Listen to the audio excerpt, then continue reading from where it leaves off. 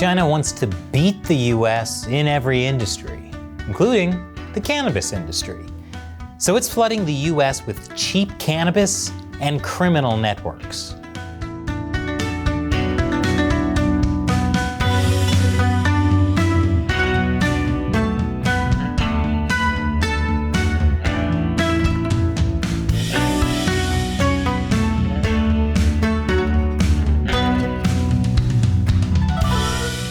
Welcome to China Uncensored. I'm Chris Chappell.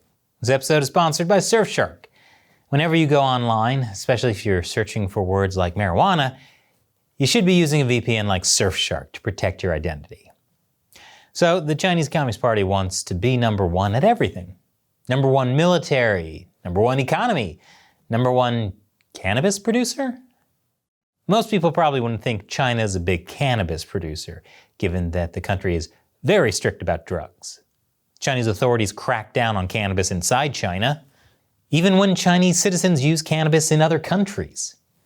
But the cannabis market in the West is growing. Pun intended. According to Grand View Research, in 2021, the cannabis market globally was valued at $13 billion. The US market is nearly $11 billion of that. The industry is expected to grow at an exponential rate because of cannabis legalization. According to Leafly Holdings, cannabis is America's fifth most valued crop. And the Chinese regime wants a piece of the action. With weed being legalized or decriminalized in more places than ever, cannabis is becoming the world's newest cash crop, even in places where it's extremely illegal. In China, using and growing marijuana are strictly illegal, but here in Yunnan Jianyi, a town in South China, around me there are hundreds of acres of legal cannabis. The Chinese Communist Party allows this by making exceptions. For example, they're letting people grow hemp that contains little or no THC, the chemical compound that makes you high. Hemp is useful for making things like paper and textiles. China already produces over half of the world's industrial hemp supply. They're also allowing people to grow cannabis with CBD, a chemical people use to treat pain and anxiety without getting high. CBD is illegal in China. Last year, China banned its use in cosmetics, and it looks like Hong Kong is set to ban it this year as well. But that doesn't mean companies can't make money selling Chinese-made CBD products in America. Summer Sun leads the Chinese branch of CIIX, an American financial firm that analyzes companies in the US for Chinese investors. When they looked at the CBD boom, they decided to open a company in China. 我们美国销售的含有 CBD 的精油，另外有小熊软糖。 It's still illegal inside China to grow cannabis with high THC content. But that doesn't matter, because the Chinese Communist Party is letting its triads and drug cartels in the US handle that part. And it's a huge problem. More after the break. Welcome back. China is competing with the US in producing marijuana, specifically the kind that gets you high. They're growing it illegally inside the United States. See, even in states where marijuana can be purchased legally, the illegal market still exists. State governments try to regulate marijuana growers with product testing, pesticide rules, and state taxes. So sometimes it's just cheaper to grow and sell it illegally. Many of these illegal marijuana operations are tied to Chinese drug trafficking organizations. According to the book Willful Blindness, Chinese criminal cartels in the West operate with direct permission from top Communist Party officials. Selling drugs is part of the party's high-level drug warfare strategy against the United States, and they've been busy. For example, back in 2010, Colorado officials busted a Chinese restaurant owner who was money laundering pot proceeds. He was lending money to people who were buying real estate and using the houses to grow marijuana. That case grew and grew until 2019, when officials busted a Chinese black market grow operation in connection to a huge criminal enterprise called Asian Pride. It was the biggest bust in the state's law enforcement history. They arrested dozens of people and seized more than 4,000 pounds of marijuana. And that's just a drop in the bucket. According to the Drug Enforcement Agency's Denver office, Chinese groups have gained a footing across Colorado, rivaling Cuban traffickers from South Florida who have long specialized in marijuana grow houses. One DEA official says there are literally thousands of Chinese-operated illegal marijuana grow sites throughout Colorado.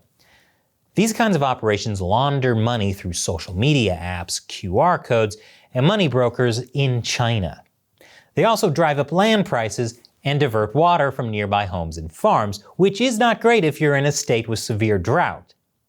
It's also a huge problem for Native Americans. In the Navajo Nation, many Chinese cannabis growers leased plot after plot of farmland under the guise of economic development through hemp. But the massive empire has been accused of growing illegal marijuana and sowing violence. One local says some of the Chinese carry guns, and one time a couple of them got into a knife fight. Thanks to this Chinese takeover of Navajo land and water, many residents see the cannabis farms as a threat to their sacred corn tradition. The cannabis operations there are also bypassing local regulations. Mobile homes have been reported on farmlands without home site leases, proper sewage, and at times without going through the proper probate process for the land.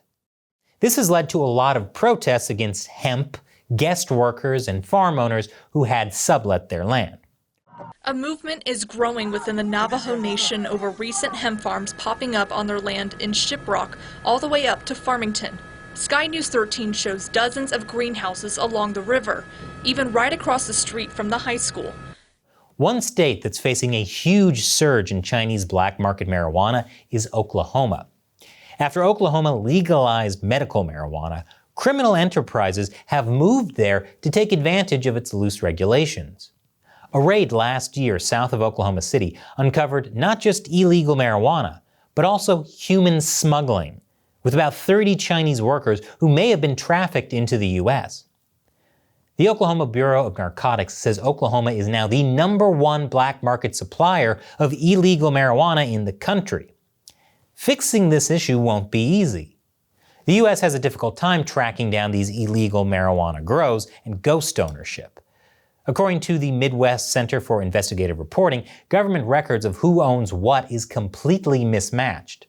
There are omissions and discrepancies, with publicly reported foreign-owned or controlled property not showing up or appearing under different names. Reconciling federal, state, and county records on land ownership is all but impossible. Many say that this is driven by Chinese individuals wanting to invest money without regard for laws and regulations. But if Chinese criminal organizations are involved, then this is also part of the Chinese Communist Party's drug warfare against the U.S. This episode is sponsored by Surfshark. When you go online, everything you do is being tracked and logged by the websites you visit and your internet service provider, and in many cases by your government, especially authoritarian governments. Citizens of nearly every country are being monitored constantly.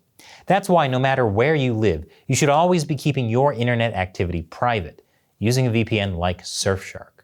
Surfshark secures your data with top-of-the-line uncrackable encryption. And on top of that, Surfshark intentionally does not keep logs of what you do. In fact, one cool thing it does is keep a server network in the British Virgin Islands, where local laws allow Surfshark to not keep user data logs. So if you haven't yet, check out Surfshark. With just one Surfshark account, you can connect as many devices as you want. So try it out now. Surfshark has a special deal that includes 83% off a 2-year plan, plus 3 extra months for free. You can protect yourself for just $2.21 a month.